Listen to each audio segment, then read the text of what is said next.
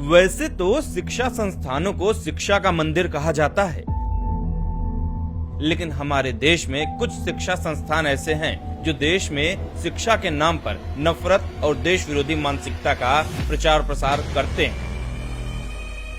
ऐसे ही एक संस्थान का नाम है AMU यानी अलीगढ़ मुस्लिम यूनिवर्सिटी।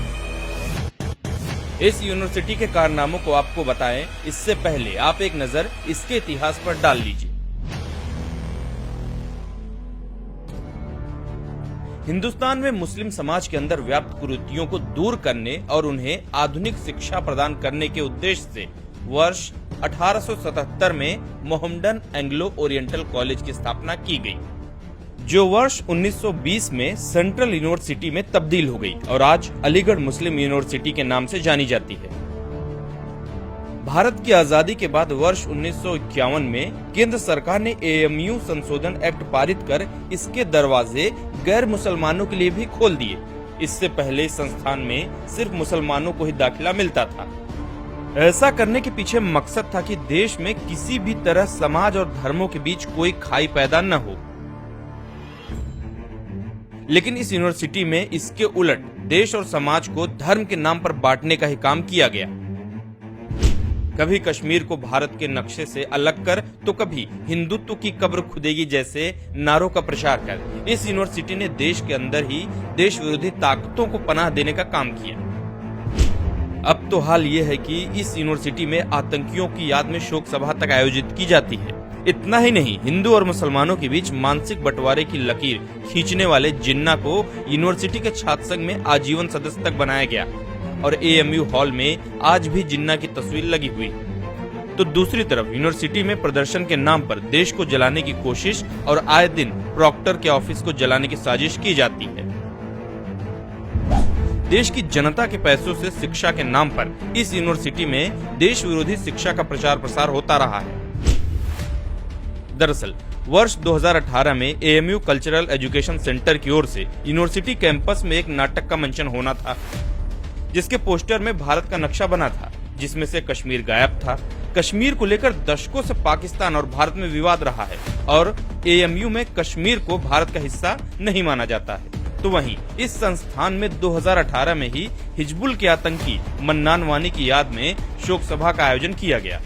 इसके बाद 2019 में CAA और NRC के विरोध प्रदर्शन में छात्रों ने हिंदुत्व की कब्र खुदेगी के नारे लगाए।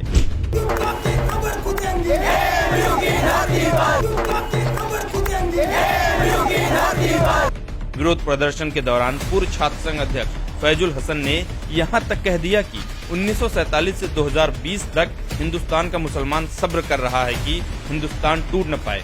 हम उस कौम से हैं, अगर बर्बाद करने पर आए तो छोड़ेंगे नहीं, किसी भी देश को खत्म कर देंगे। AMU में कोई चंद घटनाएं नहीं हुई हैं, बल्कि हमेशा वहां हिंदू विरोधी और भारत विरोधी घटनाएं सामने आती रही हैं। AMU से निकले कई नामी हस्तियों ने भारत विरोधी काम किया है। इसमें एक नाम हमारे पूर्व उपराष्ट्रपति हामिद अंसारी का भी है, जिन्हें 1990-92 तेहरान में भारत का उच्चायुक्त चुना गया था। तेहरान में उन्होंने भारतीय रॉ अधिकारियों की जान खतरे में डाली थी। अंसारी ने पूरे रॉ एजेंट और पूरे नेटवर्क की जानकारी वहां के सरकार को दे दी थी। हामिद अंसारी के अलावा अभिनेता नसरुद्दीन शाह ने भी AMU से पढ़ाई की है, जो आए दिन देश विरोधी बयान देते रहते हैं। दरअसल AMU के देश विरोधी होने का सबसे बड़ा उदाहरण जिन्ना की तस्वीर है, जो AMU के हॉल में आज भी टंगी है।